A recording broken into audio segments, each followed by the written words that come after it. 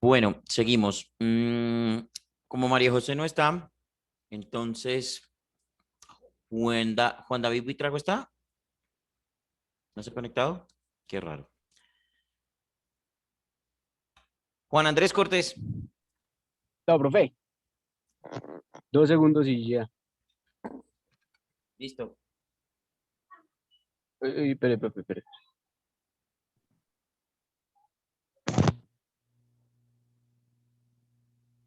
Espere, profe.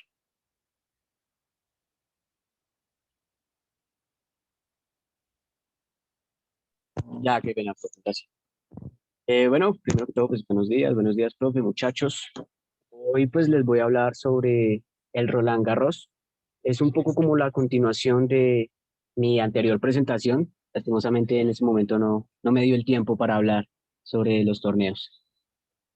Entonces, bueno, este es uno de los 4 Grand Slams que hay en el año.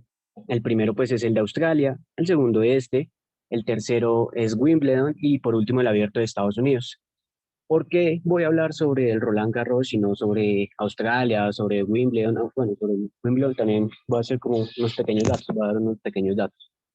Y es porque, bueno, realmente este año es donde estoy como metido en todo este mundo del tenis, en donde me he empezado a interesar por los jugadores, por los torneos, por las tácticas, los golpes, bueno, todo esto.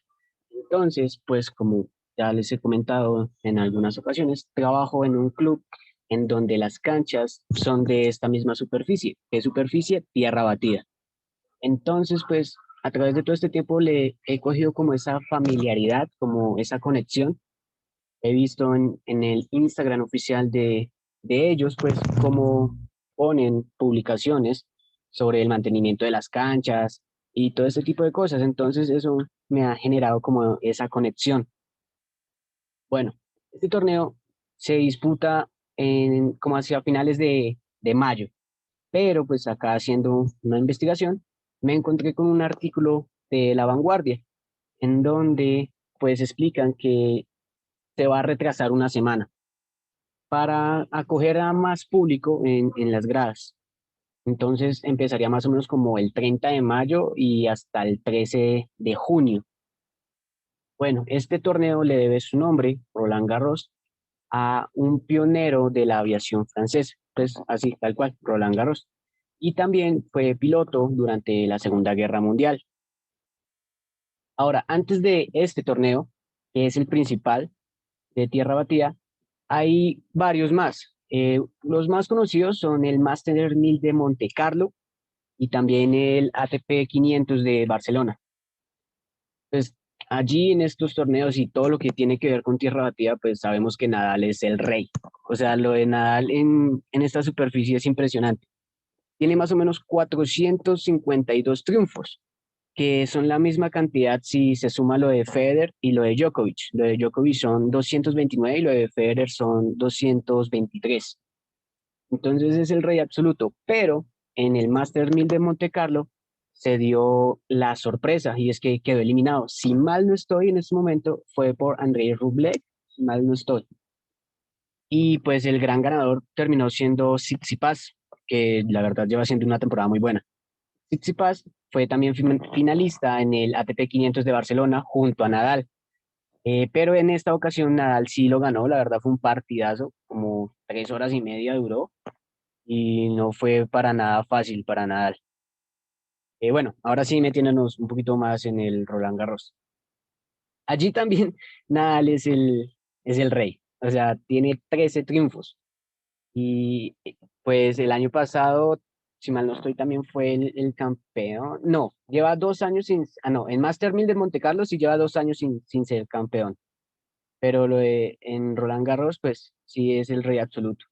Y el año pasado le ganó a Djokovic. Sí, ya ahora sí. Le ganó a Djokovic 6-0, 6-2 y 7-5. También fue un partidazo. Algo por lo que también estoy como ansioso por ver este torneo es que Federer anunció pues que va a ir al torneo. Como ya les había dicho, Federer es como mi jugador favorito y pues tengo esas ganas de volverlo a jugar porque pues lleva un tiempo lesionado, con problemas de rodilla y todo. Entonces este año no estuvo en Australia, si mal no estoy, estuvo en el 250 de Doha, en Qatar, pero pues su participación allí no fue como muy relevante, solo ganó un partido. Entonces también anunció que va a estar en otro torneo antes del Roland Garros, pero en este momento se me escapa el nombre.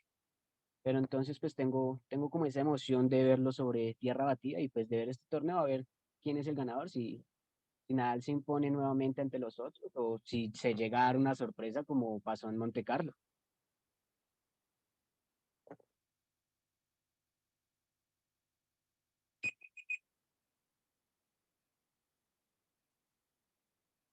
Estamos bien, ¿no? Bueno, yo creo que pudo haber dado más datos sobre el tema del Roland Garros, pero pues usted se concentró en los primeros 3 minutos en hablar de todo menos del Roland Garros. Entonces, en ese orden de ideas, mm, sí hubiera sido bueno que se hubiera concentrado directamente en el tema que inicialmente iba a decir, ¿vale? Porque solamente le dejó 2 minutos de su exposición al directamente tema implicado o al tema directamente implicado, que era el abierto de Francia, ¿vale? En París. Porque se puso a hablar de todo menos del Roland Garros, ¿vale? Por ejemplo, omitió decir que el torneo del año pasado se aplazó de fecha, estaba programado para jugarse más o menos por estos meses, por los meses habituales, mayo, junio, y, y se aplazó para septiembre por el tema de la pandemia, ¿vale? Entonces recordemos que ese es un hecho eh, que se ha considerado histórico porque pues muy pocas veces se ha tenido que aplazar el tema del Roland Garros y en este caso pues por el tema de la pandemia tocó moverlo de sitio, de fechas, que el abierto de Wimbledon por supuesto por esa época se El año canceló. pasado fue la primera vez que se canceló en toda su historia. Exactamente. Tuvieron que cancelarlo por la pandemia y está en veremos el de este año, ¿vale? Todavía no se sabe si se va a realizar o no, aunque ya Yo había ellos, visto cosas que sí, sí, por eso, para allá iba, que aunque ya ellos alcanzaron y lograron la tan anhelada inmunidad de rebaño, o por lo menos eso fue lo que anunciaron el pasado 12 de abril, entonces pues yo creo que están en disposición de empezar a hacer un proceso de reactivación de todo, de meter público. Ya, por ejemplo, empezaron a meter público en los estadios de los partidos de fútbol. La vez pasada En vimos Estados Unidos, la final. Bueno, pero es que en Estados Unidos, digamos que vienen en ese proceso, pero de todavía no hay declaratoria de inmunidad de rebaño como la que hay en Inglaterra. Es que en Inglaterra ya ellos dijeron, ya, nosotros ya tenemos vacunado al 90% de la población, por lo tanto ya podemos decir que hay inmunidad de rebaño. Y dada esa declaratoria, entonces empiezan gradualmente a meter gente a los estadios, empiezan a hacer conciertos de más de 100 personas, eh, en fin, en fin. Entonces, en ese orden de ideas, pues digamos que el tema de lo del abierto de Wimbledon no es que esté tan del todo eh, cancelado o aplazado para este año.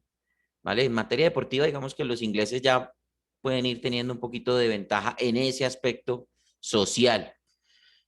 Y vamos a ver, me imagino que también estarán pensando en el regreso a clases, estarán pensando en, obviamente, todo lo que tiene que ver con agrupaciones, reactivación de la economía, bueno, todo ese tipo de cosas que ellos sí pueden hacer porque pues tienen un acceso mucho más fácil y directo al tema de las vacunas.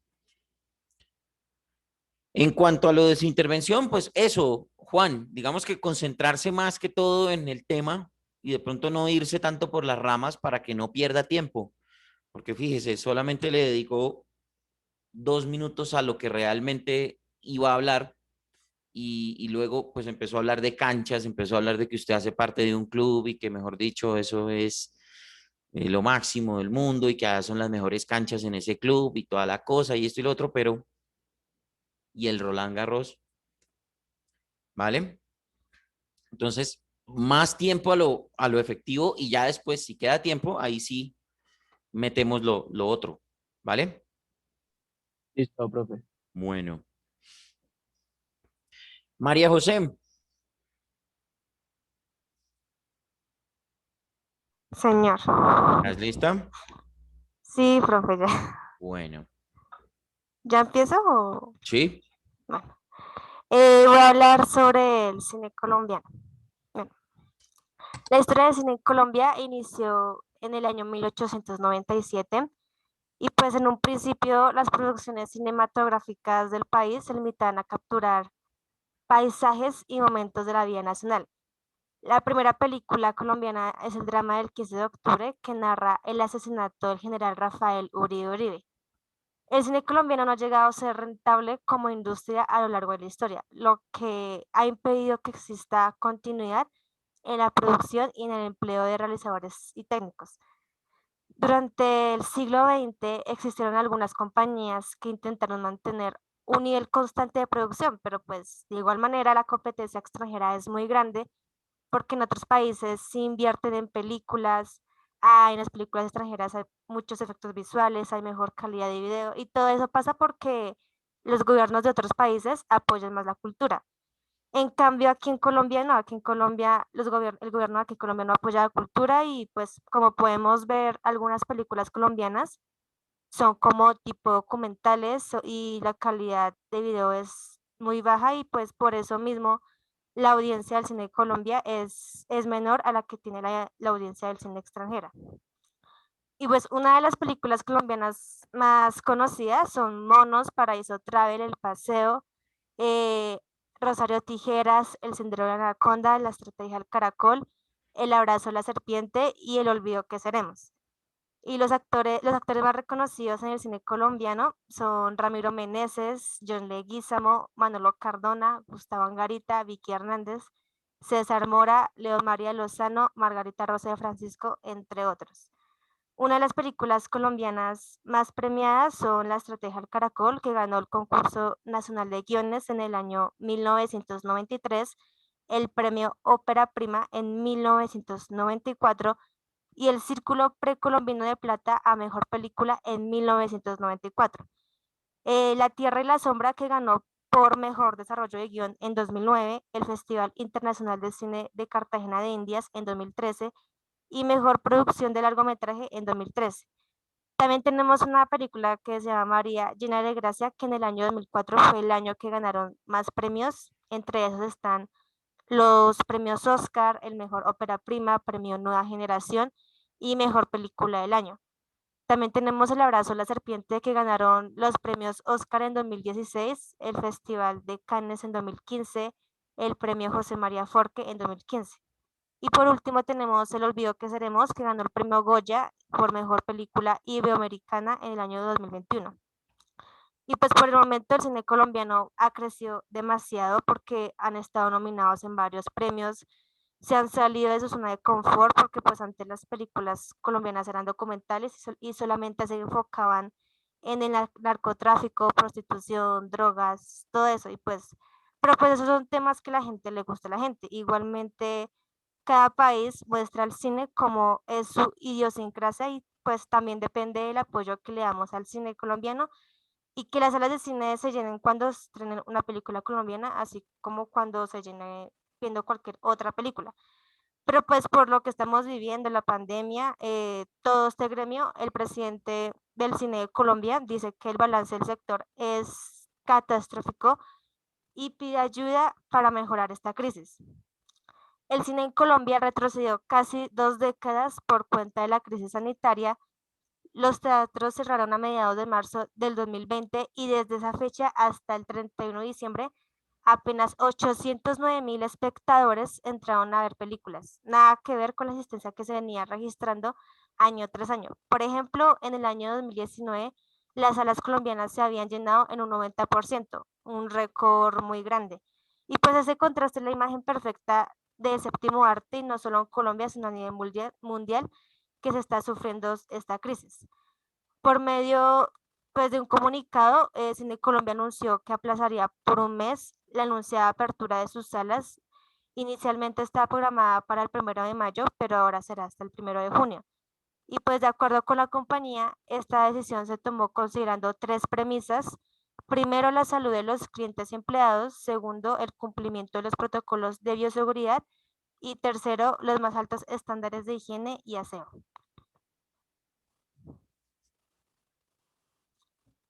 Ya, profe. Bueno, te quedó faltando tiempo.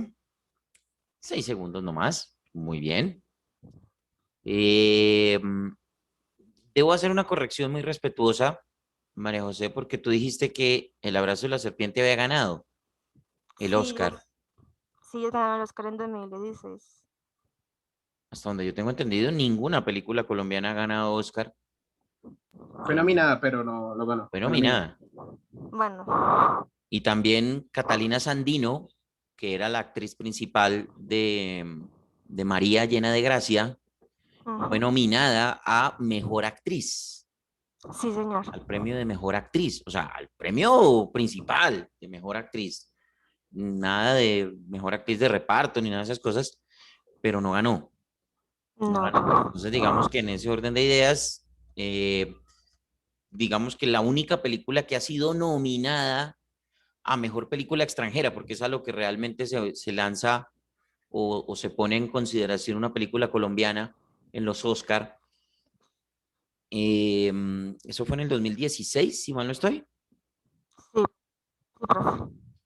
Pero no ganó. No El abrazo de la ganó. serpiente, sí, pero 2016. No, pues solamente estuvo nominada. No, no, no, no. Correcto, pero entonces ahí, pero lo que te digo, en tu intervención tú dijiste que había ganado. Sí, Entonces de profe. pronto pudo haber habido una confusión, ¿vale? Ahí en tus notas. ¿Listo? Entonces, para que lo tengas en cuenta, verificar siempre la información, ¿vale? Corroborar la información.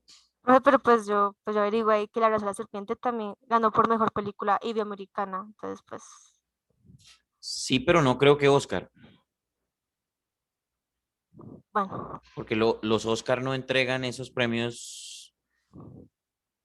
De pronto por allá un Goya de esos, no sé, un Cannes, algo así, ¿sí? sí, profe. Premio de Festival de Cannes o el premio de Goya o alguna cosa. Pero Oscar como tal, digamos que para lo único que competiría o que pudiera competir una película colombiana sería para mejor película extranjera, que es entre otras cosas. De hecho, Colombia ha ido, si mal no estoy, unas 31, 30, por ahí debe estar el número. Ha mandado 30 películas a ese premio en particular, porque realmente no sé si haya competido en otras categorías, pero siempre las películas y solamente se han nominado, creo que El abrazo de la serpiente y Pare de contar, creo. No sé si El olvido que seremos estuvo nominada este No, año. fue nominado, fue los Goya. No, Pero el no, no. Goya. Exactamente. Pero digamos que eso dice mucho de nuestro cine. Bueno, a nivel internacional, digamos que pues se tiene muy en cuenta en Europa, Mm, pero pues entendiendo que digamos que los premios más populares o los más importantes en materia de popularidad, como los Oscar, pues ahí yo creo que deberíamos medirnos es por ese lado, ¿sí? Pero bueno, de todas maneras no quiere decir que no tengamos reconocimiento. Aquí se hace buen cine. mm, De hecho, el Estado tiene muchas ayudas. El Estado, ojo, no el gobierno, el Estado tiene muchas ayudas para eso. Lo que pasa es que aquí la gente ve es decir, hay gente que se dedica a criticar a las personas que hacen uso o buen uso de esos recursos, que son recursos, ojo, del Estado. Si ustedes se fijan en la polémica que surgió a raíz de lo de Alejandro Riaño, no sé si de pronto ustedes se enteraron de eso. Me imagino que sí, porque ustedes viven Sí, totalmente informados de ese tema. Sí. Eh, una, sí. una señorita, me imagino que con ganas de darse publicidad a ella, o no sé, o de pronto no le dan abrazos en su casa o alguna cosa, se puso a decir que Ujú. el señor se beneficiaba de recursos que le daba el gobierno para pues, producir los sketches de Juan Piz González, que son una crítica fuerte, férrea al gobierno. Entonces, que por qué era tan hipócrita, y salió un hashtag numeral Riaño hipócrita o algo así. Y terminaron, la gran mayoría de respuestas terminaron haciéndole ver a la señorita que estaba total y absolutamente equivocada, la destrozaron, por supuesto, obviamente, y le demostraron de todas las maneras que estaba equivocada. Entre otras cosas porque esos recursos no son del gobierno, son del Estado. Es decir, que se crearon por parte del Congreso, ¿vale? Y que son ley de la República, ¿vale? Que eso no hace parte de ningún gobierno, ni se le puede atribuir a ningún presidente, ni nada por el estilo. Son leyes. Por lo tanto, hacen parte del Estado, ¿vale? Entonces, esa es la gran diferenciación que nosotros tenemos que hacer a la hora de tener esos recursos, ¿vale? O de buscar esos recursos. ¿Listo? Bueno, en cuanto a tu intervención, María José, pues muy bien, creo que has mejorado muchísimo en tu expresión oral, muy fluido todo. Hay algunos visos de lectura, pero pues eran más que todo de datos y cosas que tenías que dar o citar con cifras exactas, ¿cierto? Sí, profe. Entonces me parece que hiciste un buen ejercicio dentro de lo que hiciste, ¿de acuerdo? Gracias, profe. Bueno, seguimos.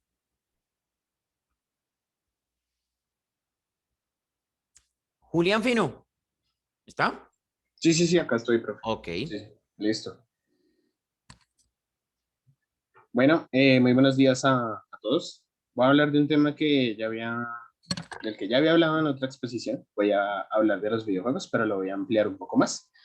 Bueno, el diccionario define el videojuego como un juego electrónico en el que una o más personas interactúan por medio de un controlador. En la mayoría de los casos también interviene un dispositivo. Vamos a tomarlo de tema general como una consola que proyecta las imágenes de video, ya sea en un monitor o una televisión. Ahora bien, los videojuegos se han adaptado ya de múltiples formas y múltiples medios. Hoy en día existen las populares videoconsolas portátiles, los smartphones, los cuales también se han lanzado ya videojuegos de alta calidad para estos. Generalmente los videojuegos hacen uso de otras maneras también, aparte de la imagen, de proveer la interactividad e información al jugador. El audio es casi universal, usándose dispositivos de sonido tales como lo son los altavoces y auriculares. Otro tipo de retroalimentación de estos también que hoy en día son muy famosos son los que se juegan a través de periféricos ápticos que producen vibración o retroalimentación de fuerza. Los videojuegos han evolucionado demasiado respecto al inicio de estos, ya que en un inicio eran divertidos y entretenidos, pero tenían una premisa plana y superficial, que daba a entender que era un simple juego. Hoy en día los videojuegos son capaces de generar historias e interpretaciones generales al jugador. Hoy en día las historias que se desarrollan para esto son de gran trama y desarrollo, pero no son esas típicas historias de los libros, de los cuentos de hadas, como esas historias fantasiosas, sino que los videojuegos han creado historias del futuro como una visión de cómo serían con avances tecnológicos y sociales. También reflejan el futuro de manera negativa y triste, como si la humanidad se intentase destruir a sí misma. Y también los videojuegos generan historia ambientada en épocas prehistóricas, como lo pueden ser épocas difíciles para la humanidad, como lo son las guerras mundiales, o también basadas en conflictos modernos, conflictos locales de países con problemáticas internas.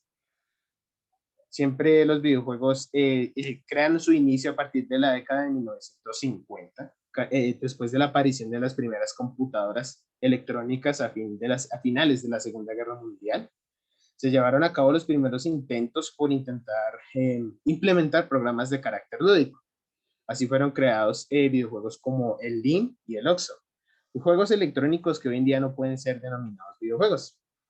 El Tennis of Two y el Space War, también de esa misma época, que fueron auténticos pioneros del género. Lastimosamente, todos estos videojuegos de esta época eran todavía prototipos, eran juegos muy simples y de carácter experimental que no llegaron a comercializarse, entre otras cosas porque se comercializaban por medio de máquinas que solo estaban disponibles en universidades e institutos de investigación. No se diría sino alrededor de la década de 1970 que con el descenso de los costes de fabricación empezaron a generarse las primeras máquinas recreativas y los primeros videojuegos de gran público, como lo fueron el Computer Space y el Pong de Atari, una de las empresas más grandes de videojuegos de toda la historia, a pesar de que no cuenten con un presente bueno.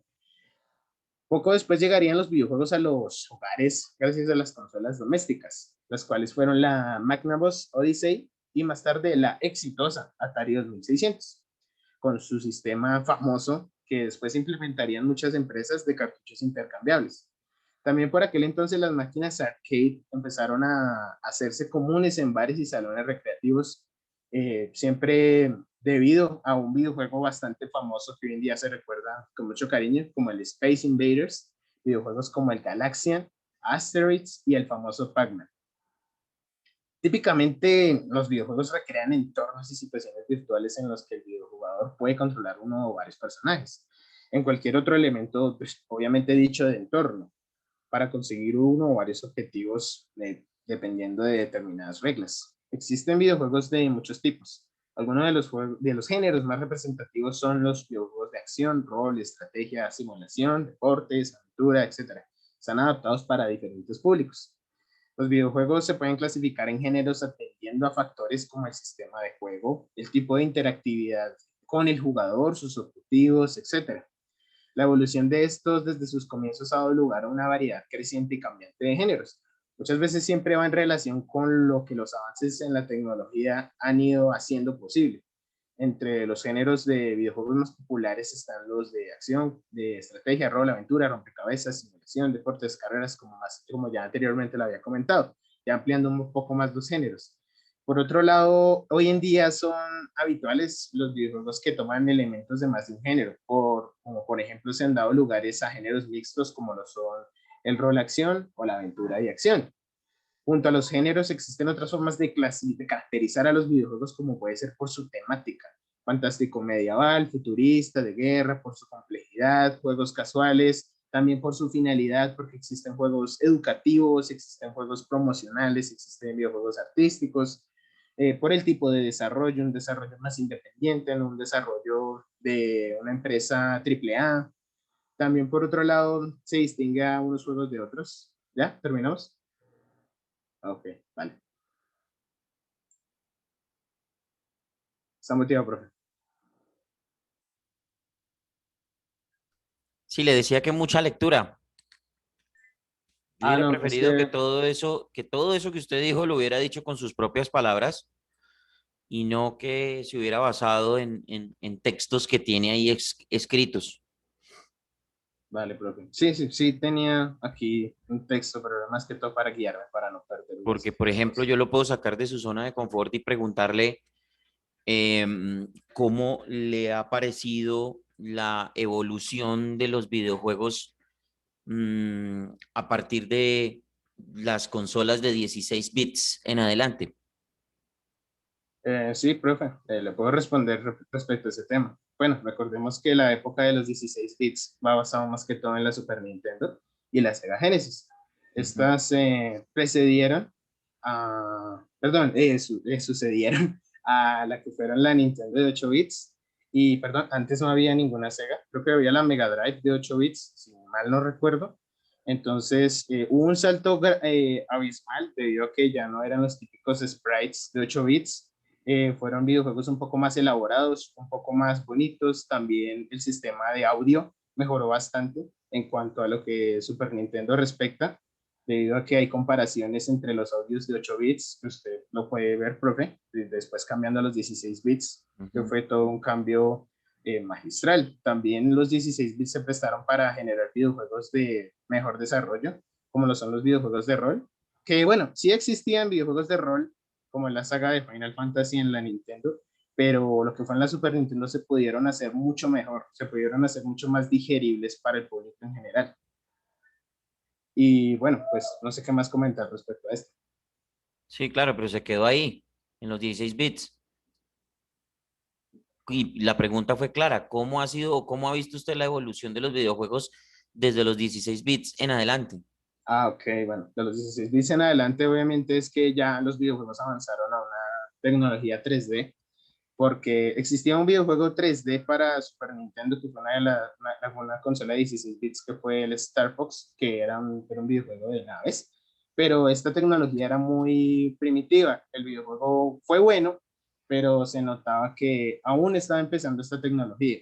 Entonces, ya con el avance de, por ejemplo, Nintendo 64 y el PlayStation 1, que generaron entornos ya en 3D, avanzaron de la mayoría de juegos de Super Nintendo que eran plataformas y también en una vista cenital, como lo fueron muchos juegos de rol. Entonces, en este lado se volvieron entornos más 3D, historias más elaboradas, por ejemplo. Cuando ya lanzaron la PlayStation 1, que fue avanzando, hoy en día vemos historias muy elaboradas, sí, pero por ejemplo ese cambio se empezó a notar en la PlayStation 1 cuando, no sé si el profe lo ha jugado, es uno de mis videojuegos favoritos, Metal Gear Solid. Fue un videojuego que su director, Hideo Kojima, es un apasionado por el cine y empezó a emplear una historia en base a en base a muchas obras artísticas del ¿En cine. base? El de gaseosa. Ok, con base a varias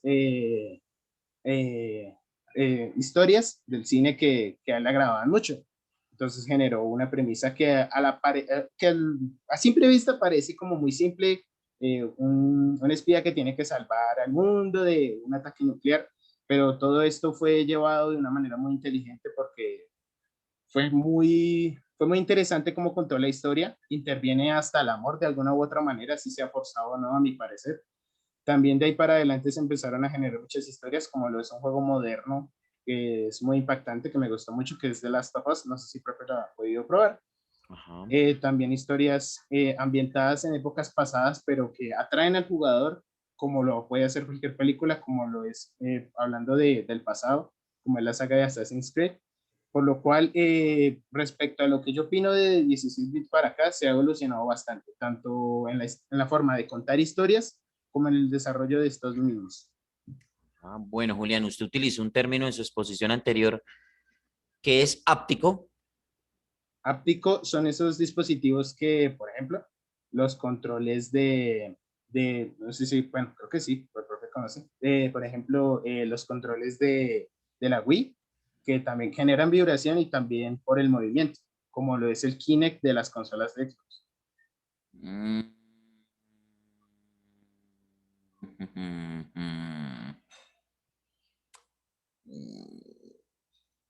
No.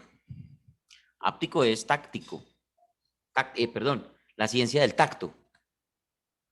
Ah, ok, no, fue confusión mía. Correcto.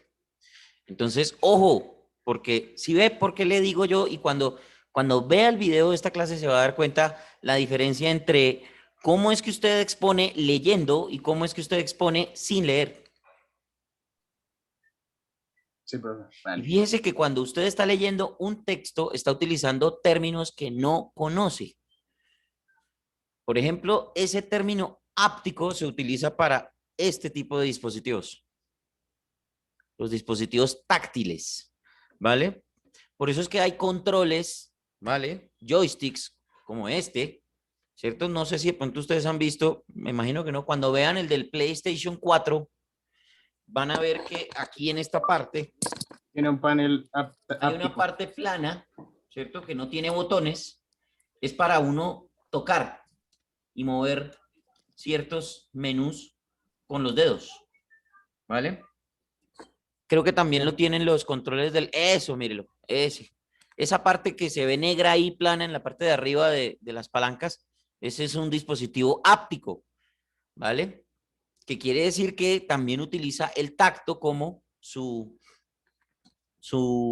medio de movimiento para mover a los personajes o para acceder a algún menú o para tener alguna interacción con el videojuego, ¿vale? Entonces, Julián, pilas con eso, Vale, profe. ¿vale? Entonces, Vale. sí es bueno que lea, porque obviamente nosotros tenemos que tener datos a la mano, porque, porque no es Es decir, nosotros no las sabemos todas y aparte de todo, cuando se trata de dar así términos muy técnicos, pues es bueno tener ahí el leer para poder explicar qué es lo que vamos a decir, ¿cierto?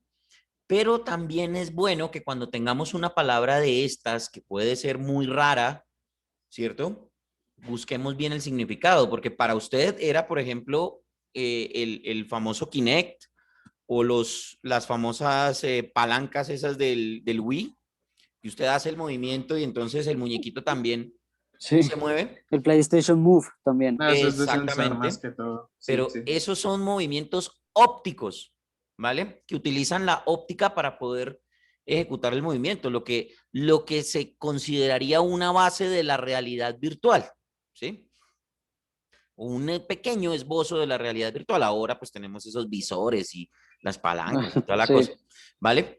Pero los dispositivos ápticos son estos, como los celulares, ¿sí? Que solamente con tocar la pantalla movemos, tocamos, damos clic, en fin, ¿vale? Entonces, para que tenga bien clara esa definición, Julián, ¿de acuerdo? Buena su Vale, perfecto. exposición, eso sí, ¿para qué? Muchos datos, hay una buena investigación en el poco tiempo que tuvo, ¿vale? Hay una buena investigación, pero ojo, no le dé tanta prioridad a la lectura, ¿vale? Trate de sacar datos claves y explicarlos con sus propias palabras para que mejore el léxico, para que mejore su expresión oral, ¿vale? Vale, Y dése vale, cuenta profe. y haga la diferencia con esta clase, con esta parte de la clase, dése cuenta la diferencia entre cómo usted expone leyendo y cómo usted expone dando su opinión o utilizando sus propias palabras. ¿Vale?